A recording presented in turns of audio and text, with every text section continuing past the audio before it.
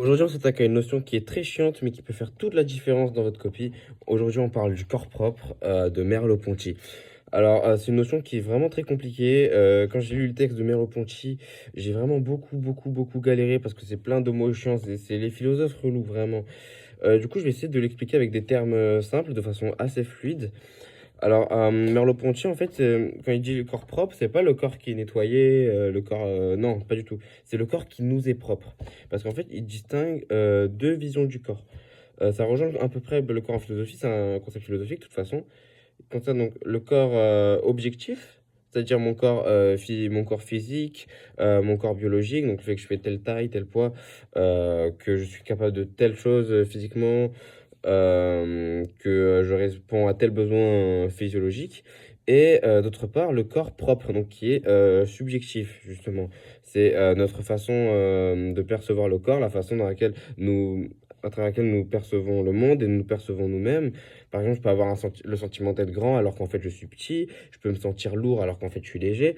En fait, le corps, c'est ce qui nous relie au monde. Ça, c'est Pascal Depré, c'est ce qu'il disait, par exemple. C'est que notre corps est notre lien, notre premier lien avec le monde. Je viens de casser ça, bon, c'est pas grave. Et donc pour lui, comme pour Merleau-Ponty, la conscience, elle est de l'ordre corporel. En fait, le corps, il perçoit avant nous. Ce qui est perçu en nous, il est tout d'abord perçu par nos sens corporels. C'est-à-dire que, comment dire? En fait, des fois, on peut vivre des choses, par exemple, on peut vivre du stress. Ça arrive. Et notre corps, il va le percevoir en premier. C'est-à-dire que ça va être lié à notre corps. C'est notre corps qui va envoyer un signal, par exemple, le signal du stress qui peut se trouver dans le ventre ou dans la poitrine. Ou aussi, il peut avoir des réactions à des choses qu'on n'a pas encore conscientisées. Par exemple, des personnes qui souffrent, elles peuvent avoir de l'eczéma. Et ça, c'est une réaction physiologique. C'est le corps qui perçoit les choses à notre place.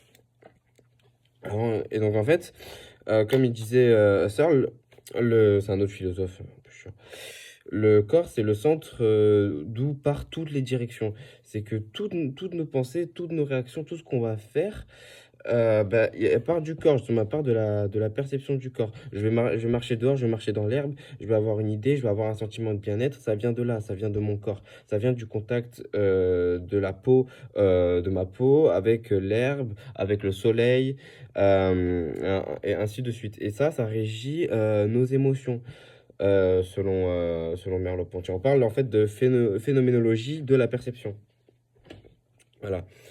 Et donc le corps ici, il a une importance capitale parce que en fait la notion de corps matériel, elle se substitue totalement à l'idée de corps propre. En fait, le corps, c'est plus quelque chose juste d'organique, c'est quelque chose, c'est pas non plus notre vaisseau. En fait, comment dire, c'est un peu ce qui nous donne conscience. C'est ce qui nous relie à tout. Par exemple, Anzieux, qui est un autre philosophe, il parle du concept de moi-peau. Autrement dit, que la peau, l'organe, c'est le seul truc qui nous relie. C'est ce qui nous relie au monde. C'est la seule barrière entre nous et le monde. Car c'est à travers la peau que l'on ressent, que l'on perçoit. C'est notre peau qui est tout le temps en contact permanent avec quelque chose. Et c'est la barrière entre nous, donc notre intérieur, et le monde. Voilà. Pour plus de ressources aussi, on a David Le Breton qui a écrit beaucoup sur ce concept-là. Il écrit un livre notamment qui s'intitule Cicatrice, voilà, qui est très intéressant, qui parle donc du fait que le corps, il enregistre aussi notre vécu à travers, et qu'il le marque à travers les cicatrices, par exemple, et qui peut avoir plus ou moins d'importance. Enfin bref, j'ai essayé de résumer le plus brièvement possible Merleau-Ponty. En tout cas, cette partie-là, parce que c'est la seule qui concerne le corps. Merci de m'avoir écouté et bonne chance à vous.